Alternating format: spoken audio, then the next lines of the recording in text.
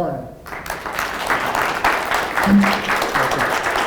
Thank you very much, Laura. We also have Councilman at Large James Padola here with us as well. So thank you all for coming. We're a little bit spread out, so I've got to move my head left to right. I feel like I'm in my church as well, as much as we're spread out here tonight. But thank you for taking the time to come. This is our fourth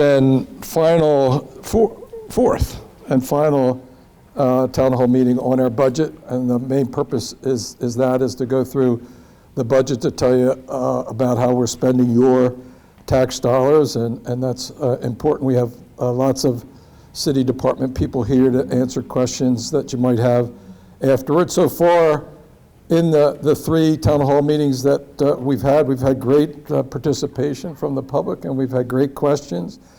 Some of those led to foot tours that we took up in the 2nd District, and certainly willing to do that in these two districts as well. They're more compact here, kind of in the center of the city. My guess is that the issues that we'll hear about tonight after talking about the budget will mirror in some ways what we hear from the other districts as well. So these, we start with, we had a transition group that sat down. Many of them are people that know the city budget well. I've lived here for almost 40 years on 19th Street. Moved here in 1987 with my brother. We bought a house that had been in the family since it was built in 1915. It was not in very good shape. We bought it for $70,000. My brother put up $5,000, I put up $5,000. We had to get our father to come in with it, gave him a third of the whole thing. And then we fixed it up from there. And I got married along the way. We stayed there for the rest of the time, and we loved living there. My two boys were raised in that house, and they've gone on to live somewhere else. But we started here with our priorities that came from the transition team. It starts with the budget, which is what we're going to be talking about tonight, and using your taxpayer dollars efficiently. We have to have, by law, a balanced budget. We have some challenges this year that we'll talk about that you all have experienced, as I have as a resident, with respect to the new property reassessment. We'll talk about that in a minute. We want to support jobs and growth, small businesses and larger businesses, because those businesses employ people, which is the most important thing for those employees. And it's great for the city, right? Because we get wage tax, and hopefully they'll live here, and we'll get property taxes to support police, fire, and parks, and all the city agencies. One of the things I hear about the one thing I hear about the most is public safety. We'll talk about some of the investments. Everybody wants to make sure that the neighborhood they live in is safe, and by and large, most of the neighborhoods in our city are safe. Some are challenged more than others with kind of gun violence and that type of thing, and it's something that we're really focused on. But it's got to start with people feeling safe, no matter what neighborhood you live in, all the way across the city. One of the challenges that I tried to work on when I was governor was to make sure that our young people, our children, were getting the kind of education they need to be successful. And I think the city doesn't have an official role. We are now we have appointees that are part of what's called the Wilmington Learning Collaborative, which is a kind of a school district within the three major school districts, Brandywine, Red Clay, and Christina. We're trying to get Christina out of the city and distribute those families to Red Clay and Brandywine. At least that's what I would like to see done, and it seems to be supported by most. So we can do a better job, particularly with the children that are now in the Christina School District. You might know that we built a brand new school on the east side called Pritchett Academy now. That's a first grade through 8th grade school. We recapitalized Byard on the west side, again, 1st through 8th. On the east side, we have Stubbs, which has been converted into an early childhood center. They do really good work down there. They're working on an early childhood center at Pulaski on the west side. We closed, we had not enough children for the building, so those districts weren't running as efficiently as they should. So we are repurposing the schools, as I just mentioned, and we closed Palmer when we built Pritchett on the east side, and we're in the process of trying to build 20 or so townhouses there where the Palmer School it still is now.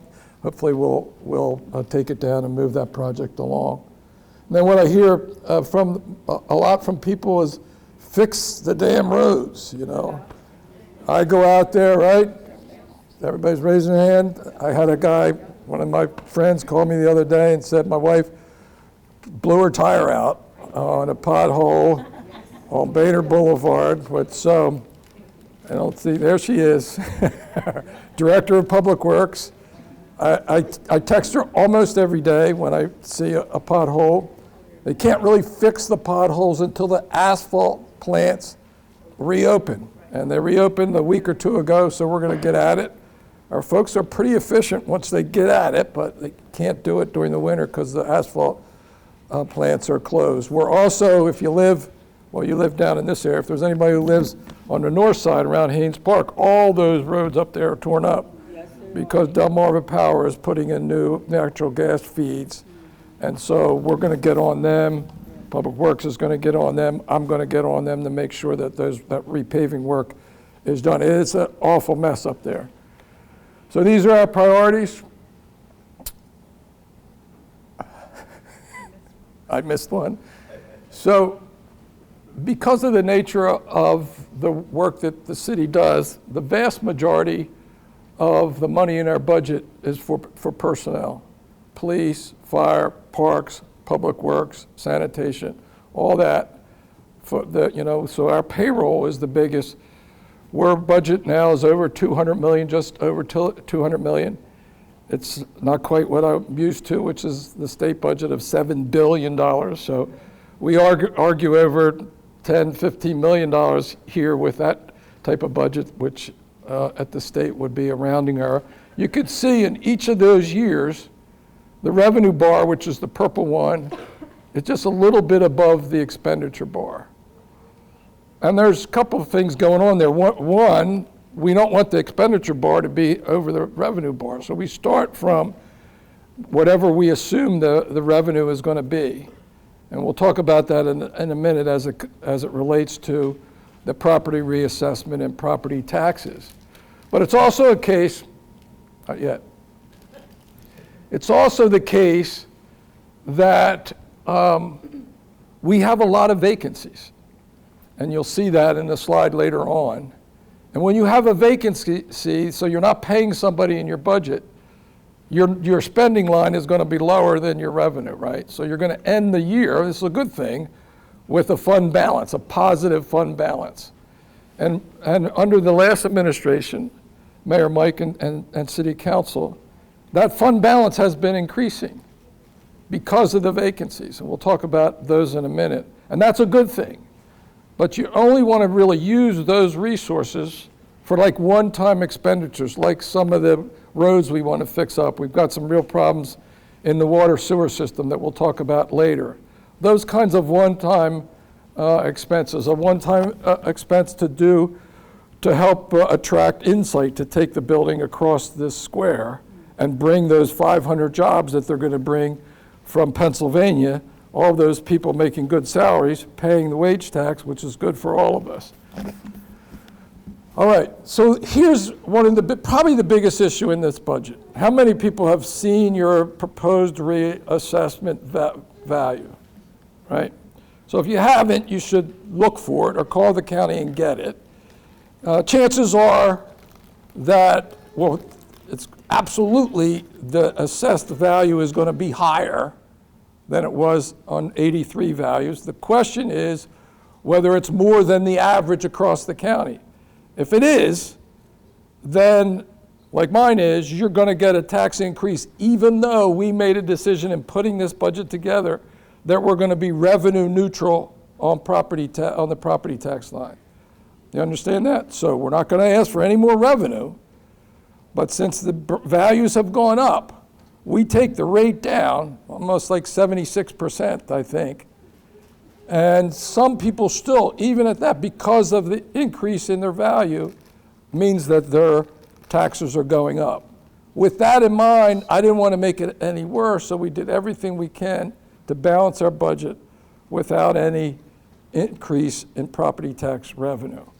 Now, we're also looking at, there seem to be some trends, neighborhood trends, that we don't think are right? The test should be, does your new assessed value, is it similar or the same as whatever the market value is? Like my example, my next door neighbor, we're connected. Our houses are mirror image of each other. His house, they just sold it a year and a half ago for $260,000. Well, my assessment came in way above that. It shouldn't, right? Yeah. Right? I did challenge it. They made some corrections. It's still high, but everybody should take a look at that and try to get a sense, okay, is this consistent with what houses are selling for in my block or in my neighborhood? Now, maybe you don't have many examples of that.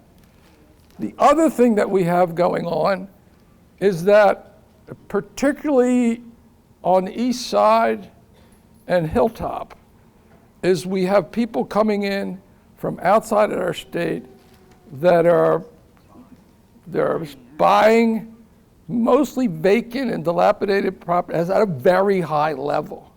Bud Friel, who runs the land bank now, tells me he used to be able to get a house like that for $30,000. And then they turn it over to a builder, does the improvements, and then they sell it on the market at a below market rate. Now, he says, those houses are going for $100,000 just for a shell, right? So that is distorting the market some as well. And so we got to think about, as we move through this, how to make sure that the taxes that you pay are fair and the assessment that you have is an accurate one. So here are some of the things there. The property taxes that have been working on until this budget are values that go back to 1983. So my house on 19th Street was $50,500. It came in initially well over $400,000. I said my neighbor house sold for $265. I mean, there's something wrong there. So we're currently reviewing the accuracy of the assessments. The tax rate in our budget is down 78%. Because it's a rate against a much higher base. And here's another thing that's happening. The commercial properties in the city, which pay pretty high taxes, their values have been going down because they haven't been able to get the rent that they were getting before, and a lot of them have converted from office use to residential, which apparently pushes those values down as well. So if you're going to go net neutral on revenue, property tax revenue, and your commercial properties are down 30%, where are you going to get it? You got to get it from the residential side. Something we don't really like. It does reemphasize the objective of trying to work on commercial properties all across the city, because the people who own those properties pay taxes, and when those taxes aren't being paid, then it goes on to us, the rest of us, to do that. We are working on a one-time tax abatement for lower income residents who might not be able to pay that. We're still working on some ideas, and we'll continue to work with the council on that. Again, same thing, make sure that you take a look. Knowing your value isn't going to tell you what the tax that is going to be due. You have to multiply that times the rate, which is 4.5577 per thousand. Okay. So if you have questions about it, call us. We'll help you walk you through that to make sure that you understand. And we're going to, as I said, continue to work with the county on specific issues that we've seen. So just to give you an idea of where property taxes are in the revenue that we get for that $200 million budget, and why focusing on getting people to work and getting more jobs in the city, why that's so important, and also the relationship that we have with the state and the corporate filings. You know, there's been a lot of discussion about corporation filings here in Delaware in our Chancery Court. I'll show you in a minute why that's really, really important to the city of Wilmington. But as you can see, from about coming out of the little dip in during the pandemic, 20 and 21, but our wage tax revenue grew pretty nicely from 22 on up into 26. Even though we've got something that's happening where we have a lot of people who are now working from home. Lawyers in particular. We have a huge legal community here in the city. It's really important for us for lots of reasons. One of the biggest reasons is they make a lot of money and they pay taxes to the city.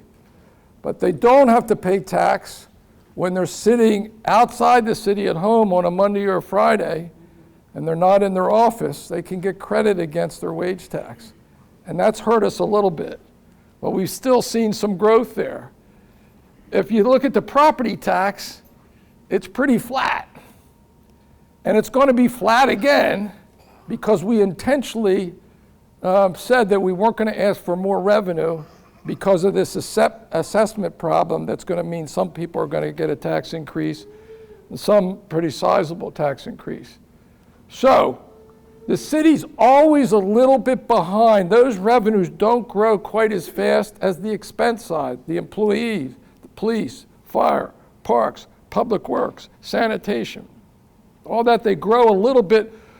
So we're always looking to augment that to grow wage tax. And then on the next slide, we'll see we a couple years, in 23, we passed legislation in Dover to give the city additional money, not just the city, but the 3 county seats. So Wilmington and Newcastle, Dover and Kent, and Georgetown and Sussex. And you can see we got about $6 million plus due to the corporate filing fees. This says 5, looks like 6 to me. I like the higher number. But that helps take the pressure off of wage tax and off of property tax in particular. The wage tax is set. It's set by the General Assembly. It was set years ago. It's 1.25%, I think. And it's not going anywhere. And it is, we're always challenged, like even with Insight, you know, now, their facility out on Augustine Cutoff, they're outside the city, barely. That bridge, the railroad tracks is the city line, and they're just on the other side of it. So if you work there for them, you don't pay a wage tax. When the employees move into Rodney Square, they'll pay 1.25% wage tax. And it always comes up when we're trying to attract somebody to come into the city. I didn't think that Hervé, who's the CEO, was going to do it because he was so negative about the wage tax. But there's a woman that works for him by the name of Paula Swain, and she's very influential, and she wanted to be in the city. And if you know her, you ever see her, you should thank her for that. I thank her every time I see her. So I mentioned before, personnel costs are the biggest part. Healthcare costs is a big piece of that. We're like every employer in the state. Your healthcare costs are healthcare costs are going up faster than the growth in the economy, faster than GDP, and it's tough to keep up with them. That's why we tried to do some things to control those costs. Now here's the scorecard on vacant positions. You can see we have 35 in public works. We're 46 fewer police than authorized. We do have 10, where's the chief? Is here, right up front, sorry chief. We do have 10 in the academy, so that number will go down to 36, right, so we're still understaffed or under our authorized force in the police department. And we have some other vacancies again. Again, since we're not paying people in those positions, at the end of the year, you will have that in your fund balance, which will carry over. All right, on the water and sewer side, I was tortured over this because I understood I've been paying this water and sewer fee for as long as I've lived here. And years ago, they'd raise it a lot every couple years.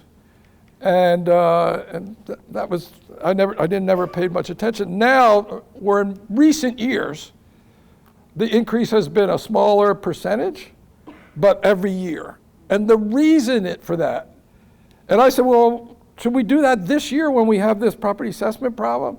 They said, if you don't, you're going to get behind on all these improvements that we need to make for mostly the sewer system. Our sewer system is what's called a combined sewer. It's stormwater and sanitary sewer. They're combined, which means they flow together, which means when it rains, they overflow. I don't need to get too much into that graphically.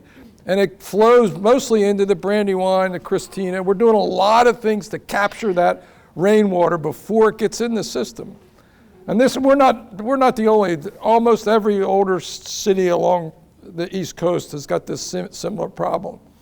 And so the goal is to separate those sewers, and we've done it big. They're very big and expensive projects. We've got a lot of it out of it, but we still have a lot of work to be done. So that's on the sewer side. On the water side, you've heard about PFAS and all those chemicals and whatever that have been identified in drinking water. Well, the feds are saying you've got to do things to get the PFAS down to an almost negligible level, almost immeasurable level. Well, it costs a lot of money. It's not real sophisticated. It's basically charcoal filters, as I understand it, but they're very expensive. So we just got to, kind of grin and bear it, and so that we can have clean water and a cleaner environment. There is a group that the Utility Citizens Advisory Board who recommended 9%, and I listened to their whole thing. I said, we can't, we've got all these other costs going up, So we settled on 6.5 for water and sewer, 6 for stormwater. For a typical customer, you see that's a monthly increase of just short of $5. So not a lot, but still something more. All right, the other big issue in addition to property reassessment in this budget is the fact that we need to get back into the ambulance business. The Wilmington Fire Department used to provide ambulance service probably 25 or 30 years ago. I was working at the county at the time, as I recall. And then they went into getting an outside third-party private provider. And that provider has been St. Francis Hospital for the last number of years. And they finally basically said, we can't meet the standard, we can't do it anymore. We had a contract, last administration had a contract that said that they had to give us 90 days notice, I want to say, if they were going to terminate their activity. So we're in the process now of taking that over in our fire department. We have firefighters that are trained as firefighters and as what are called EMTs, emergency management technicians, I think is that right? So they're EMTs. So the last administration bought 5 ambulances, so they have ambulances ready to go. During this transition, they have their current staff that can ride the ambulances because they are EMT trained. That total cost, additional cost, is $4 million. Some of those, a big portion of those are one-time costs. We also offset that cost with revenues. One of the things that the St. Francis wasn't doing very well for a while is getting the reimbursement for their runs. And then they started to do it better. They're using an outside vendor. We will do the same. And one of the big factors there, the big payers of ambulance service are Medicaid and Medicare. And Medicare had been paying the highest rate, probably having the most reimbursements because senior citizens are using ambulance more than younger people. I think that's fair to say. And so Medicaid recently increased their rate to the Medicare rate, which has enabled St. Francis and will enable us to recoup most of that cost, we believe. But that's a big transition. It will require hiring quite a few new firefighter EMTs to ride on the ambulances and to manage the calls. We do currently, and for as long as I can remember, get what's called mutual aid from the volunteer fire companies that surround the city. It's like Holloway Terrace. You see them I see them on Banner Boulevard all the time. Bellefonte, what's the one up Tallyville?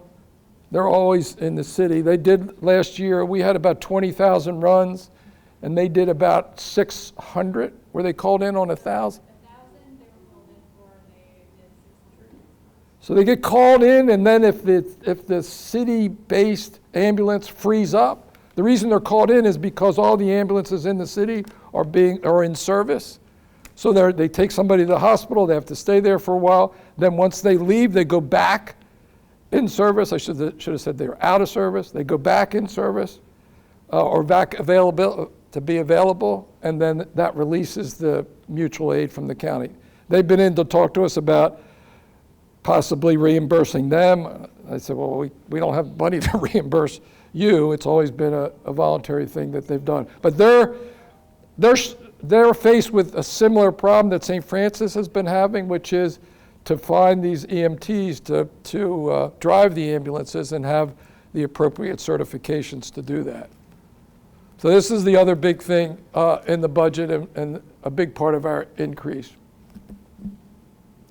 Here are just some of the other investments that we're making on the public safety side for some of the promotional processes, both in police and fire, some scheduling software to help the police be more efficient, protective gear for the firefighters. And then we've got a program that was started with federal money. The federal money is going away, but it's been very successful in helping us track people who've committed a crime, some of the Amber Alerts with young people who are reported as missing. It's a license plate recognition software that, on the perimeter of the city, you see cars coming in and going. So that's another tool that we'll have for our police officers. So one of the priorities and one of the things that we hear most at all of our now four public hearings or town hall meetings is the issues in the neighborhoods with respect to the housing stock, with respect to litter, with respect to all kinds of things, the streets, the alleyways, things that are not. So we think it's a good use of that fund balance that I talked about earlier is in neighborhood stabilization. And the council people obviously agree. They hear the same complaints that we do. They bring a lot of the complaints to us, and we need some resources to address these. We have some programs that help with improve the housing stock here in the city. There's a facade program that's very popular and very successful. We don't have quite as much money in it at the moment as we'd like. We use a lot of federal and state money on some of the big housing projects across the city. If you haven't been on the east side recently, well, many of you have because you live there, you know that the work that's being done by on Bennett Street and all the way up from about 8th Street to almost to the bridge there, a whole block's worth of investment by the land bank and done by the guys that are doing the flats. So we got a lot of work to improve the housing stock. The clean teams are operating in most of the neighborhoods in these two districts, and something that we need to get more work out of. And then we have significant resource. We have some of the best parks in any small city that I've been in, and it's all over. like Brown Burton Winchester is beautiful, from there all the way to Canby and all the little parks in between. We think we can do more with those parks. We know there's a, you might have seen it in the paper the other day, where the 76ers are helping us with the basketball court there at East Lake. We're going to do a whole redo of East Lake, much like the park, the Love Park, that's just a couple blocks away. That's in the 2nd District, I believe.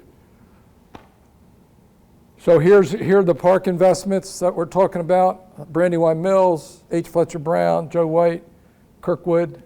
I mentioned Brown Burton Winchester, Johnston. Just about every park in their city. It's a good use of, again, fund balance, one-time kinds of revenue. We also have asked the state, their revenues are kind of down this year, so they may not be able to follow through there. But investing in our parks is an investment in the quality of life in really every neighborhood in the city. Some more 4th District park investments, Albert Eden, Barbara Hicks. Barbara Hicks, I think, is kind of underway. Where's Tanya was here, I thought. Everybody, okay. In design. In design, Leonard? Okay. All right, what else we got? So this project, the Reach Riverside, is probably the biggest housing project that I've seen as long as I've been living in the city. If you're familiar with the old Riverside housing, World War II era housing project, most of those houses have been taken down. Some of them are still up, but they're boarded up because Reach Riverside is building, much like they did across Northeast Boulevard in East Lake, where they built new houses, some for rent, some for purchase. And if you haven't been up there, you need to go. It's just really amazing work that they're doing. You can see a rendering here. The state, we probably had north of $50 million in that. There was a lot of federal money in there as well. Albert Palmer project, I mentioned Palmer School. This is way delayed. I had hoped to get this at least underway while I was still the governor. It got held up by environmental assessments that had to be done. There were some challenges with transferring the title of this school from Christina School District to, I guess it went initially to the land bank, and then to get the environmental assessment done. It's been done. They basically just had some asbestos that was in the gym floor that was under a newer gym floor. All that's been taken out. If you've been by there, you see the guys with the white suits taking it out. And so they've got a couple more things to do. We need to go back to the community again. Eugene Young and I have been down there a couple times working with the community in terms of what the renderings. Here's some of the renderings that folks from the architectural firm have come up with. We had a proposal to do more townhouses or fewer townhouses and then a park, or all townhouses. Took a vote that night, I don't know, it was about 3 weeks ago. Everybody wanted more townhouses and not another park. There is another park right across the street. So obviously folks, they certainly didn't want a park that we weren't going to clean up and keep nice for the neighborhood. So this should be exciting. Again, it's a similar kind of approach. We'll have about $3 million. I set aside $3 million in the state budget to subsidize the ultimate price point for the townhouses. So putting that in, we had $1.2 million for the demo and the environmental. That'll bring the price point down, because we want to get it in a range over 200 to 250,000, something in that area, so people can buy that qualify for low to moderate income purchasing and the things that go along with that. So just some other things that we're doing in the city to support our young people. Additional money for our child and adult food program, some additional money to expand the summer and year-round employment. Just feel like we can do more with our parks to engage the young people, keep young people active, add an educational component to it. We just need to get our we need to get all of our third graders reading on grade level by third grade, and right now they're not doing that. So a lot of work to be done there. Okay, so you may have read about this in the paper. City Council struggled a little bit with coming up with a plan for where the marijuana dispensaries would be. We had meetings with them to try to figure that out. People didn't want them in their neighborhood. They didn't think it was such a big deal necessarily, but they just didn't want these in their particular neighborhood. And so as you can see, it's mostly in manufacturing zones, in the riverfront area by special exception. So these green areas, and then all the red wouldn't be permitted there. They're mostly residential. They wanted buffers around schools, buffers around where people lived, and so this is, I guess somebody remind me of the process from here. It's been approved by the committee. City Council has a Oh, it's right up there. Council Finance Committee will meet next Wednesday. It's been approved by the City Planning Commission, so it needs to be finalized by City Council, I guess. All right, again, so that's the budget in more than a nutshell. Certainly willing to take any questions that you might have. Advice, comments, whatever the, okay. Good evening. Thank you, Mayor, for bringing this important information. My name is Pam Salam, and I'm from the Southbridge community. I know you. My question is, we are in a flood zone in that area. Yeah. We have wonderful work that has been done with the wetlands. However, my concern is the sewers, Yeah. having them cleaned out. Yeah. So as a resident, can you, I don't know if you have a representative here tonight, could you point me in the direction where I could sit and talk with someone to see when's the last time, when can it be done, or will it be an asset to have it done? Because we do have flooding going on in Yes. that area. Yeah, flooding's a big problem in Southbridge. It's a problem because it's a low-lying area. So one of the things, that big investment in the wetlands area there was to capture some of that. So it wasn't our objective, I mentioned this earlier, is to get the stormwater out of it. Right now, the stormwater is in with the sanitary sewers. When it floods, it comes out of the sewers, as you know, floods the streets. So the more that we can get out in that watershed area, the better off it's going to be. And we need to do it so that we can do other, we can't build other things down there until we get more of that stormwater out of the sewer system. So is there anyone I can talk to? Okay, thank you.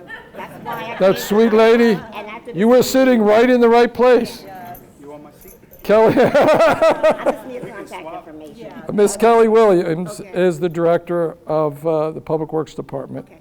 and that comes under her purview. And all the, She does potholes too. Oh, we got them. so all that construction that's happening on A, B, and C Street, that is separating the sewers and will significantly reduce the amount of flooding in that area. That's so the wetlands was like the phase one of the project, and then separating the sewers is the second phase, and that's what we're in right now, and is causing all that ruckus down there. Well, I not do the cleaning in the area. I don't want to take up the time, but I can look down in the sewers and I can see Okay. there's quite a bit of debris that needs to be cleaned out. Sure. So that's my concern Absolutely. as well. We can flush those for you. Thank you. Yeah, Mayor Carney, I like a lot of what I hear. What I'm interested in is the issue of diversity, equity, and inclusion. And how are you going to be able to meet those challenges with what the federal government is doing? We're just going to do it. It's part of our economic development plan. It's part of our approach. It's part of what I talked to police and fire about. start part of our workforce. Yep. And I was just earlier today, I was at a session for underrepresented small business folks that have an idea as to, to go, they want to get funding for it. And we had 2 people from out of state, one local. They had some prize money, and they had funders from across the country. Obviously, that's more than just a local program. I'll tell you, the land bank approach to some of this vacant housing is a great way to engage women and minority-owned small contractors, give them some experience. And I think it's 65% or more that have been women and minority-owned contractors. I've seen and visited them out in the field. So it's kind of a win-win-win, right? You get a first-time home buyer that's able to get in the house at a below market. You get the neighborhood that gets rid of this vacant property, and you advance your minority and women-owned business enterprise objectives as well. So it's win-win-win. When people ask me, housing's really, really expensive. Now, what we showed you there with Reach Riverside, it's great to have that. That's mostly federal money, right? If it's money that's scarce, coming from the state, I want to run it through the land bank, because you get that double, triple hit off of it with respect to neighborhood stabilization. I can't tell you what people have said to me when they complain about a vacant property on their block that's bringing the whole rest of the block down, and how positive they are when we're able to eliminate that vacant. And we have way too many vacant properties across the city. Some more so in some neighborhoods than others. And part of the problem is they sit for too long and just get worse. And if you're on that same block or next door neighbor, God forbid, it's just terrible. Right here. Thank you. My question, I'm new to the city of Wilmington, and Welcome. Thank you. Thanks for moving here. Thank you. I live in a historical registered neighborhood in the 4th District, and I'm just curious to know about the stabilization of these neighborhoods and how they will be reconstructed. Is it a part of the fund money plan, or how do we keep it up to date? Yeah, so it gets harder in historic neighborhoods because there are certain standards that have to be met. But the way we're doing it is it's more of an opportunistic way. Now, not so much on the east side.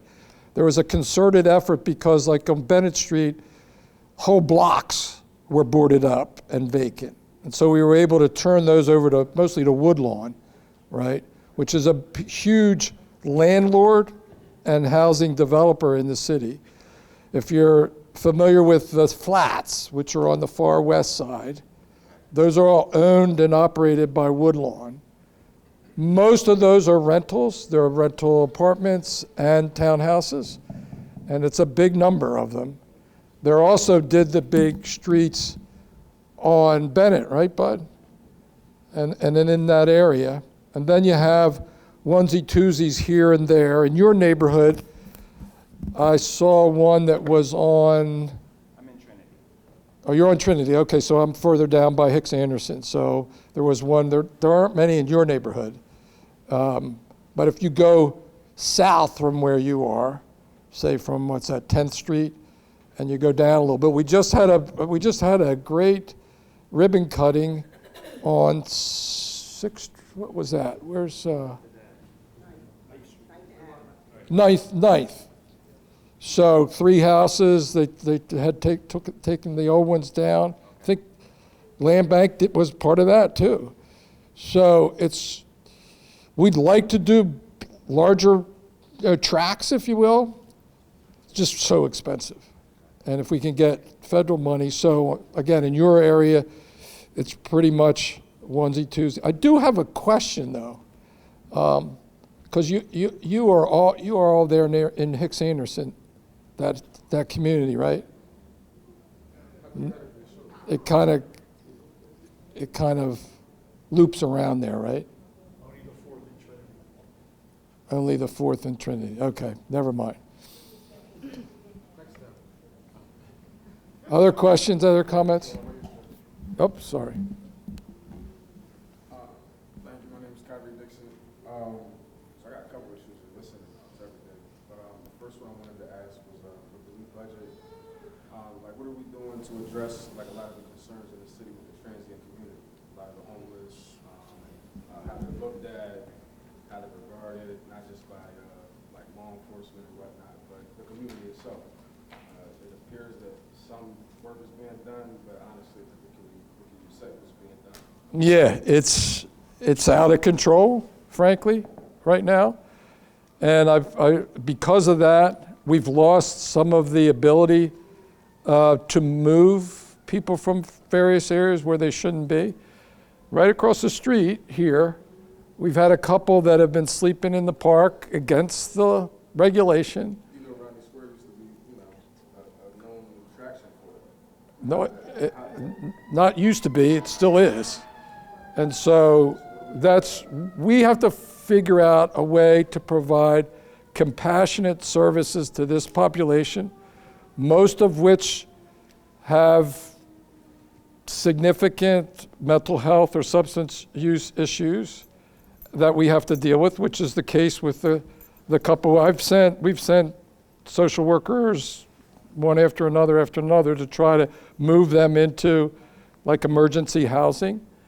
And they have a whole story about why they should be there. So I decided to form a task force to look at how we manage this population. If you know Emmanuel Dining Room, they provide meals for not just people that are, yeah, so you know what they do. Are you talking about on the west side or?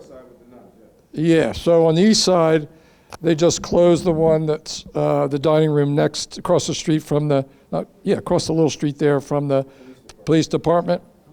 So I'm looking to try to get a hold of the maintenance building, a WHA maintenance building on 4th Street, 600 4th Street, to move that dining room there and to provide other kind of day facilities for that population. And now as far as housing, because I'm familiar with the House of Joseph on the west side. I know that they have a program. There's another one ran by Reverend Ulysses. They do housing. There's the Broken Beginnings. That's a church program that helps under the 4th Street Bridge. Yeah. Last Saturday of every month. Like, is there going to be funding for these type of programs? There's not funding. The responsibility for funding there is with the state and federal budget. And so, well, I'm not in control. I can't vouch for particularly the federal budget. I mean, I don't think you can count on that if you watch the news every night. No, the city, other than kind of law enforcement and some of the kind of social workers that work out of law enforcement, out of our police department, are paid for by the city. But the vast majority of housing and homeless programs in the state are provided by the state. The other concern, when Ms. Kelly was speaking, she mentioned Phase A was the zoning. Was that the deforestation that kind of took place by the soccer field in Southbridge? So that property was actually a contaminated piece of property that was a bunch of different parcels owned by, for lack of a better term, a junkyard.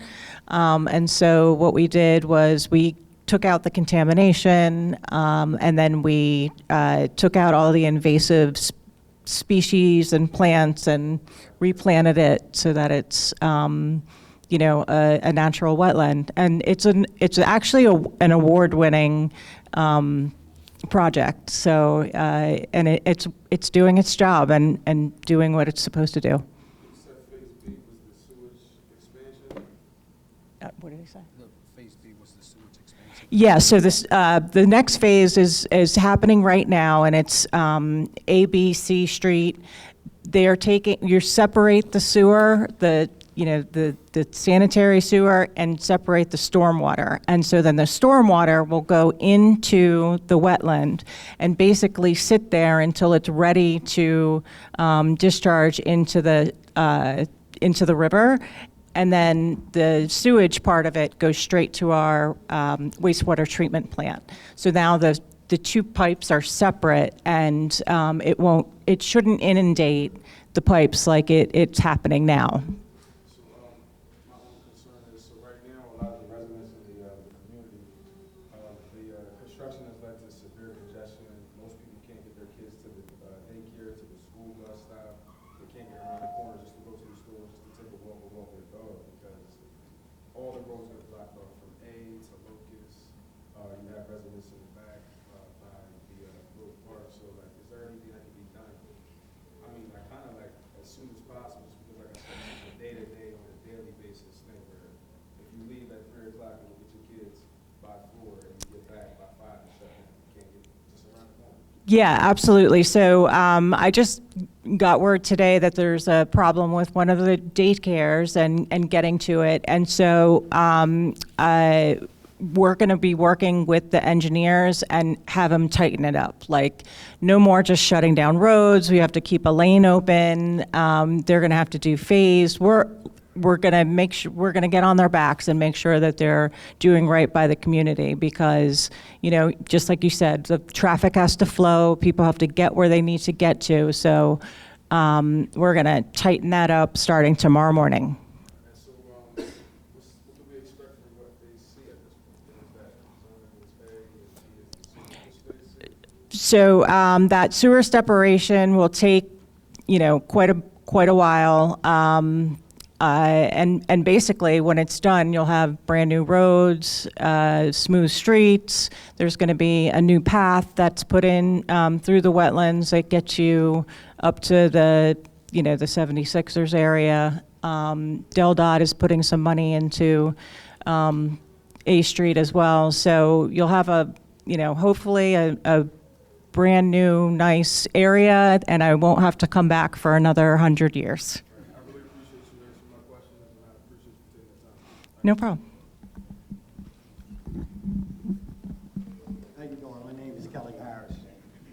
One of the questions that the young brother just said here was, I didn't see anything in the budget. I don't know if that's the safety, city safety, but like you said, we have homeless here and drug addicted people in the 3rd district, where I'm at. Now, a lot of that is they don't have a home, they're getting high.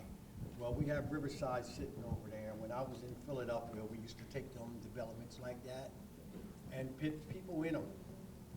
And they would pay rent out of them, $30, $40 a month, but they would maintain the property, paint, clean, do whatever they want to do. They assign house managers to each house. So that got rid of a lot of the homeless in that neighborhood. And I don't know if this federal government owns that over Riverside or whether the city owns it, but it's been sitting there for a couple of years now. Well, it's a WHA property. It is. So it's, mostly federal. There is a local, connection and component to it. And most of the money, well, a good portion of the money, it's over $50 million that the state has into it, but a significant amount of money going into the redevelopment is from the federal government too. But it's a WHA. We have, I think I have a couple appointments on that board, and they have a separate board that has appointments, I want to say, from the governor and from the county executive. Yeah, I just thought that would be a good idea, because if you lower, if you give them rehabs and have them come in and they would get treatment for mental, they need mental treatment, they need substance abuse treatment. That also lowers the crime in our neighborhood. Yeah. When they're in somewhere where they're safe and they can eat and they have clothes and they can, do what they need to do, we got less crime in this city. And I think that would be a good asset if we can get someone to figure that out, so that we can utilize that over there. And it don't have to be the whole Riverside. Get 5 houses on one block and see if they can make that work as a pilot program. Well, one thing I could tell you is it's just my observation that the issue is kind of different in every neighborhood, right? On the hilltop and up that way, we have vacant properties and we have people that are homeless that are squatting in them. And that's dangerous because the heat's not on and they light fires and they could light the house on fire. And in a city, that's a really dangerous thing. We have people that, if you remember, almost a year ago, maybe longer, we had people sleeping under the overpasses on I-95 through the city. Again, really dangerous. So I was governor at the time, and I had DelDOT. They got a contractor that moved the folks out of there. What they were told by the city at the time, which was accurate, was that the place for them to go was Christina Park. Well, they have those gazebos down there. Well, there are already people there, and they don't want anybody else there. So we've just got to find alternatives if you know one person that's homeless, you know one person that's homeless. They all have different problems. Some of them, there's a woman I see all the time. I saw her today. And she roams around up near where I live and goes up on 202. And you've probably seen her. She wears cellophane, from kind of head to toe. Well, if you try to help her, she gets angry.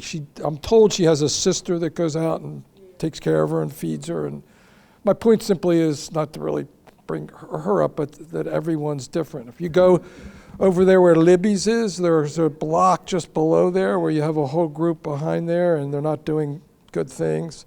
I've toured Quaker Hill, and they've showed me a place where there's prostitution and drug use and dealing, and we just got to work on it almost neighborhood by neighborhood, street by street. But we've got to have alternatives for folks to get shelter at least, if they'll take it. We can't get the couple across the... That's what I was speaking of. If we can just make one block fully functional, electric, gas, water, and have them come in. And the ones that don't want to come, fine.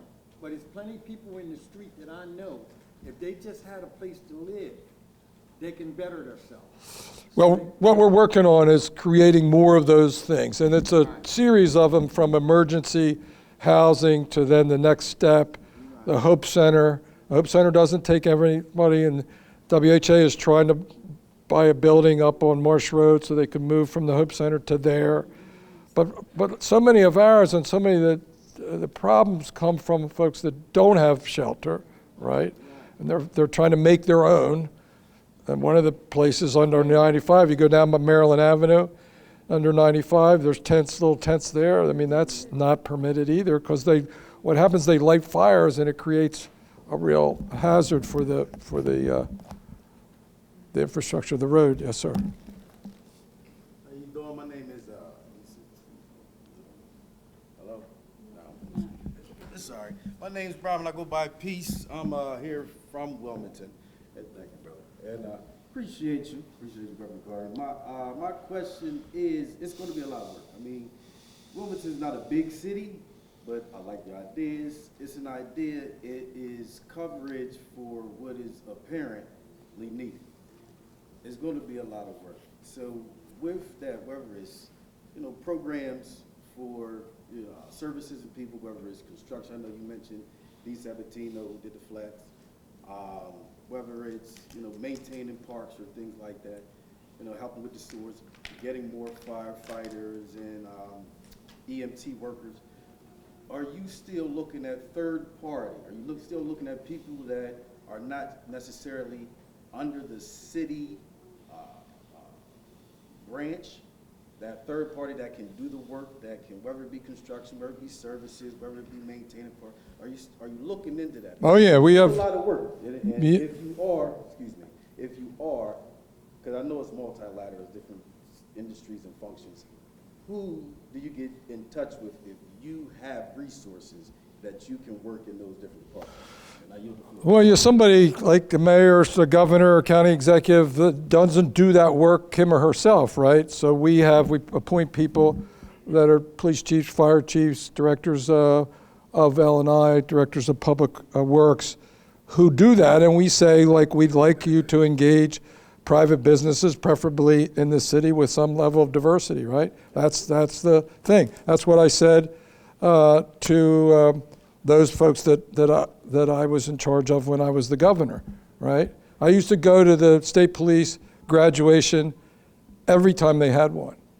And I would just look over and I would look into, I could see what kind of diversity they had, and I'd go to the superintendent in state police and I'd say, like you don't have, enough of folks like this, and so on and so forth. And just always staying on people about that. But we do, yeah. I mean, I keep referring to the land bank just because we have, all the contractors are private contractors. We don't do any of that work ourselves, right, Bud?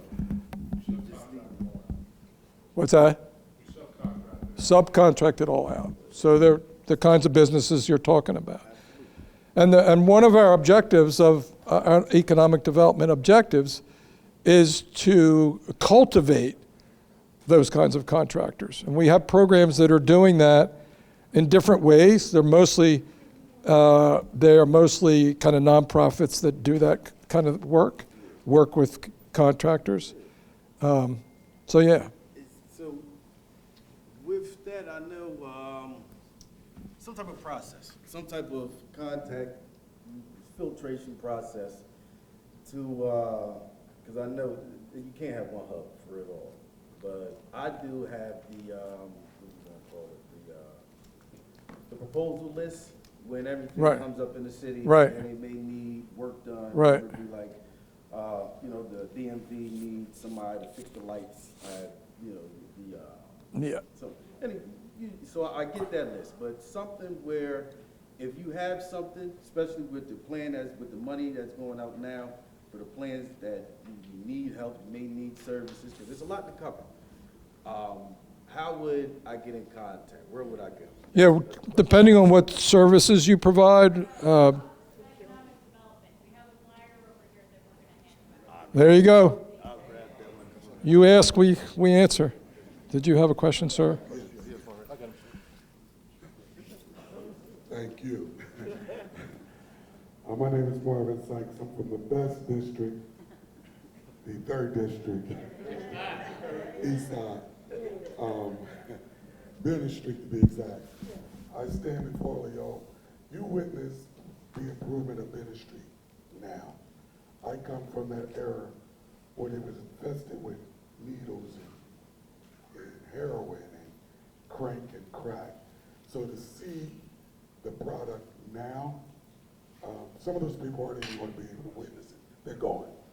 But I stand before you and I say, good job, keep up the good work. But what I stand here now saying is, I'm a part of a committee.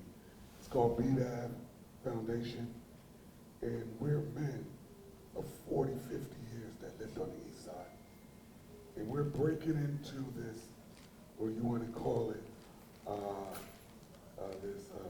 what do you call this stuff? This politics. We normally do it. I don't know a thing about what you're talking about. You're going to have to talk to somebody else.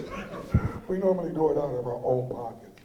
But when I found out about this Townhall Meeting, I came up here, and the first person that I seen was Officer Dan. He left. Oh my God, he grew up in that environment. And he's an officer now. And it just touched me so much. I love to see that. So I stand up for the kids in our community. Our organization is trying to bring back that family touch. We're missing that. The churches are missing that. We're missing families. It's good to have all these programs, but I should be able to see one of your kids and be able to correct them. We're not correcting kids in the street. Preach. Where's the money for crime prevention? Because I'm a mother who lost his son. And I'm sure I have other mothers in here and fathers. He lost 3 of his children. And so, we have lost our children, a lot of children in our streets. So I don't see anything towards crime prevention because they're getting younger. It's a 13-year-old killing people now. So we need to put some money into that. And I know we need to see more mothers here, because I'm a mother, I have another mother that's here, and we have our own foundation for mothers, so that we can all get together, so we can advocate, so we can get back involved in our community. Because that seems to be the problem. We're not parenting, you know what I mean? So the police are working with us. Chief Campos has come to a few of our meetings. He has solved quite a few unsolved murders, like maybe 5 or 6 of them, where before they weren't being solved at all. I don't even think anybody cares, but he cares. And that means a lot to us. That means a lot. That really means a lot. So thank you for what it is that you're doing. You know, we really appreciate that. So one of the, in my opinion, the best thing that we can do there is to make sure that our children can read by 3rd grade proficiently. And we're, in the Christina portion of the city, fewer than 15% are reading proficiently at 3rd grade. That doesn't mean they can't read the words, but there are 2 pieces to it, as I understand the educators who talk about it. One is reading, understanding, being able to say the word, sound it out, and then that's the first part. The second part is putting them together and deriving the meaning of the words when put together and to comprehend.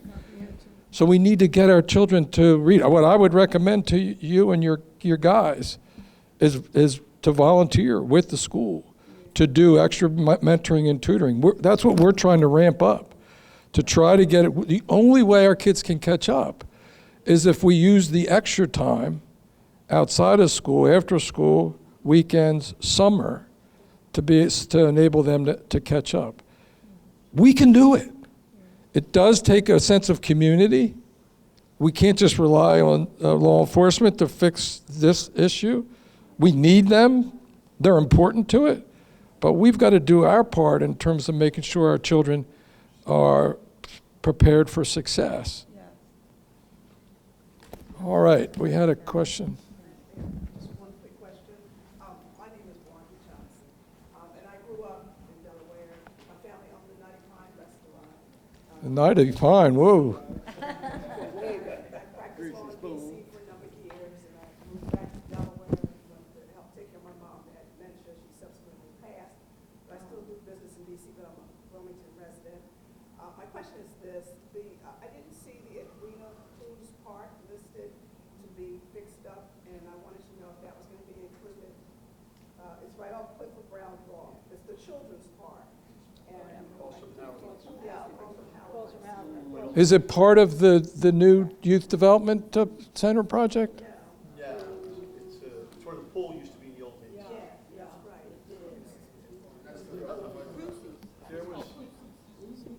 There were some improvements were done to that park because the matting that was on that all got taken up by the Parks Department when I was there. But I think that would be one. I don't think Ms. Phillips or Lynn Sockman's here, but you can discuss with someone about. We'll get an answer for you. I'm sorry I don't know the answer. Yeah. There's a lot, there's actually a lot happening. There's actually a lot happening in that area. A lot going on, but we can find out on that park. Yeah. What about Clifford Brown? I live on Clifford Brown Walk on east side. And where his house was, I live right next door to it. And we have to clean. I mean, we did at one time, Parks and Recs was coming to cut the grass, but I feel like this, if you're saying you're going to take care of the neighborhood, we're taking care of it. They should come every now and then the lights been out, I don't know how long, on the street. They come on. Street lights. Yeah, the street lights. But when we talked to one of the people that were with Park and Recs, or I don't know if Public Works, who's in charge of it, but the lights don't come on. They'll come on and then they're cut off. And we got, since I'm gonna say about a year now, drug on Sherman Street is so bad. I mean, my Ring camera goes off at least 100 times. People coming back and forth. You don't know. I don't see a couple people get beat up on my my Ring camera. But you know, this is supposed to be a historical area, and you know, and when you ask them, they saying now this, the city has a new contract with the lights or whoever, and they can't do any. They had a circle with lights on there, but now we got a big old orange and white thing on top of electrical wires that should, you know, a light should be put there. And if It's not connected up. it's not. Well, they took the pole down. Right. But you just put a thing there, and so, I mean, that's an eyesore itself. Yeah. And it's supposed to be a historical block. Then you got the, whatever they supposed to be making a Black History Museum down at the end of the block. I mean, they ain't went no further. I mean, if you know, and then you got the homeless or the drug people. I mean, they don't caught a whole lot of people back behind there don't overdosed and died. So, you know, something should be done. Yeah. Yeah. Yeah, we hear from Xanthia on that as well as Stephanie Bolden. But what about the light issue? Who's responsible? Yeah, if you just fill out the form and tell me the exact sort of block, I will have our. We'll try to take care of that. The 1000 block, I'm right there. I'm right next to where Clifford Brown lived. Yeah, we'll send out some electricians and see what's going on. All right. Oh, we got another one. Hi, can you hear me? Yes. Good evening, my name is Hillary. I actually have two questions, but I am new to the city as well, and just getting involved into the community. And I am a newer member to the Homes Campaign, and one of the things that we're talking about is rent stabilization and just having effective, affordable housing. And I volunteer at the Hope Center, so that's a lot of like stories that I hear where Right. people say, you know, the landlord raised their rent, they couldn't afford it, and that's how they became homeless. So I hear several stories about that. So I want to know, like, what are some of your views or plans with helping with some of the... Yeah. Usually there are half dozen other folks that are with your group that come and have asked me the same questions. And what I tell them is two things. One is, as we've heard from anecdotally about cases across the city, it's complicated and it's expensive. And my own view is that, as I've said time and time again, that the best use of the limited resources that we have is to combine it with eliminating vacant properties through the land bank process and creating homeowners. Now, that doesn't do a lot. One of the things that I'd hope some of your colleagues would have been here tonight to talk about, and I can't believe that I let it slip, is that it's not just somebody that's eligible for lots of non-monetary benefits, mostly federal benefits, food stamps, housing support, child care. If you're making even minimum wage and you add those non-monetary benefits, you would be making the equivalent of, or bringing home the equivalent of about $50,000. I've done the math before. I tried to get it for tonight's meeting because I expected other people to be here. One of the problems is, and that's assuming a minimum wage, $15 an hour, which starts this year, and it's about, if you're working full time, it's $31.5 roughly. But if you get a promotion and you start to make more money, you lose a lot of those benefits, which doesn't make any sense, right? And the people at the State Housing Authority will tell you, they refer to those people as the missing middle, right? Now, they're not the people that you just were talking about and most of what we've been talking about. Those are people that are working every day, right? Because they're, well, not the ones that we've been working with. They're not in a position to be able to work for lots of different reasons, individually for each one. So the answer is that the city can't do it all. We ought to do our part, and we intend to. Part of that is advocating with the state. I don't know that it makes, it's going to be a good use of time to try to do that at the federal government level now, but certainly at the state level. There have been more money put into housing over the last 10 years than any time that I can remember, as long as I've been doing this. It was about 40 years. Well, my point is like adding some sort of control. Yeah, no, I don't support that because, and I have this argument with your colleagues all the time, because I don't ultimately think that it achieves the objective. And if you just look in other cities, and you can see where it doesn't work. It certainly doesn't incentivize, and if you have a landlord that's going to take a property, they're not going to be reinvesting in, we had a guy come in the other day who was living in a house and the roof was leaking, and that's a L&I issue, and Gabe is ramping that up, but it just, if I keep challenging them, tell me a place where it works, we'll go take a look at it and see if it makes sense. Yes, sir. Thank you for meeting with us today.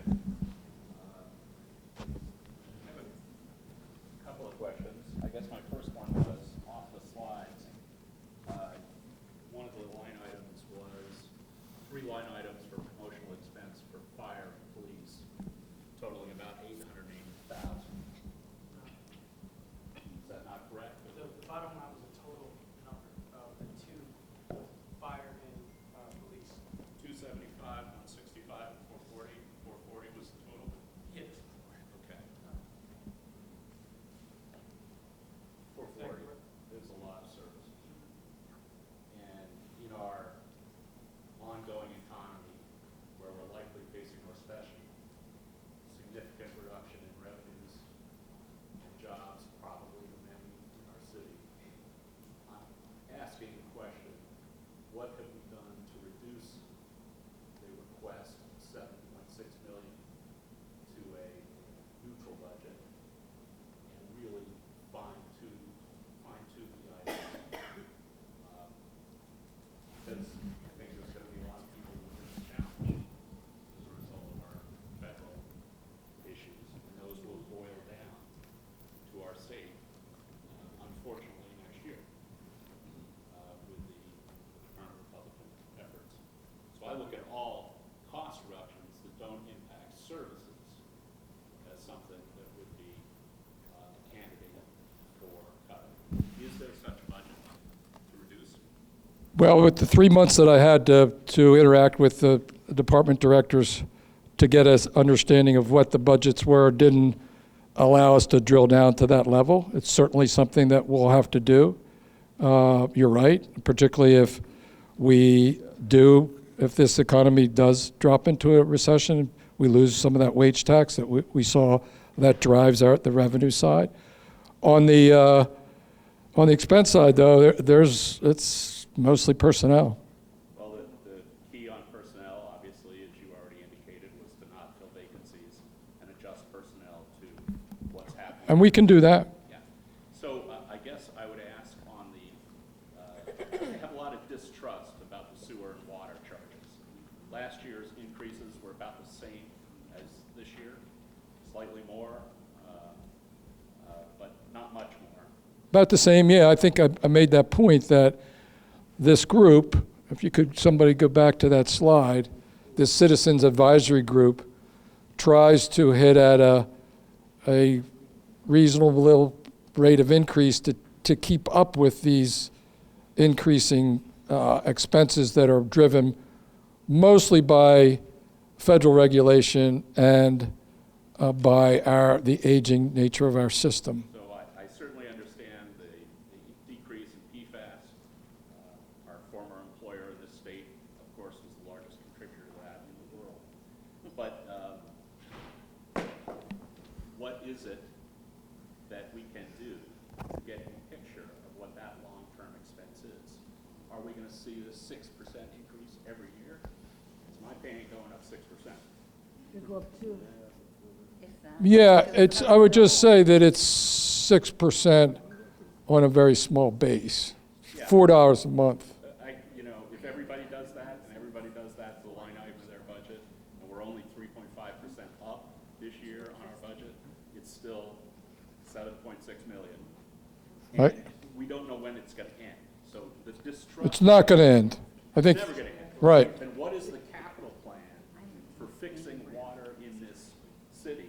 And why don't we float a bond for it, so that that is paid for over time? Well, Instead of we, a regressive tax, quite honestly, that is pinging the residents. I don't even know how commercial water is built in this city, but it seems like it would be a good thing to do to say, what do we have to do over a period of time, not come back to the residents every year for 6.5%, for 7%, or more. Yeah, I mean, I think quite honestly not happy. no, I got that impression. You're certainly entitled to it, and that's why I made the decisions that I made. And if you don't like the decisions I make next time, vote for somebody else. I did. Yeah.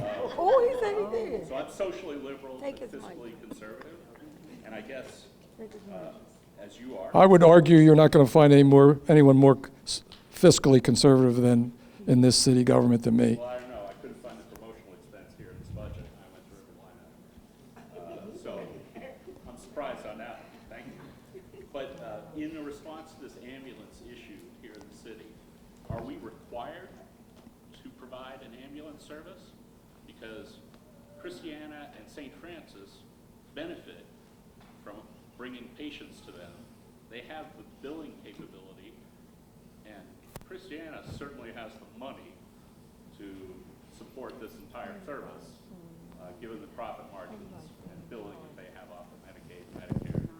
So I'm wondering how many bids, what was the response, and did we have a conversation to get them into that business? We did not have a conversation about getting them into that business, no.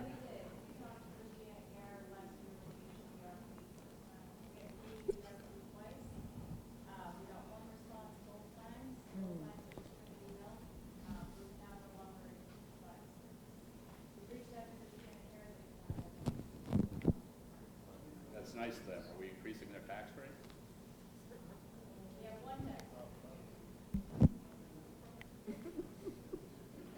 I guess you get my frustration on that one. I do. Maybe you, The revenue of 1.5 million is based on a number of rides and a particular reimbursement, and there's always a pretty good indication to think that some of those expenses will be dramatically reduced or eliminated by the federal government. So has that been factored into the budget? No. Assumptions? no. The assumption that the Medicare or Medicaid rate is going to go down, no, that's not factored in. If that happens, then we've got a bigger problem. Okay.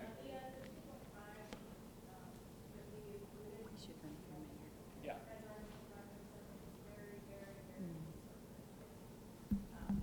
I would think just getting into the issue of billing is going to cost you 2.5 million. Because No, we wouldn't do it if that was the case. Why don't you and I talk offline, since we got a lot of other people here that might have some questions as well. Happy to do it. One more question.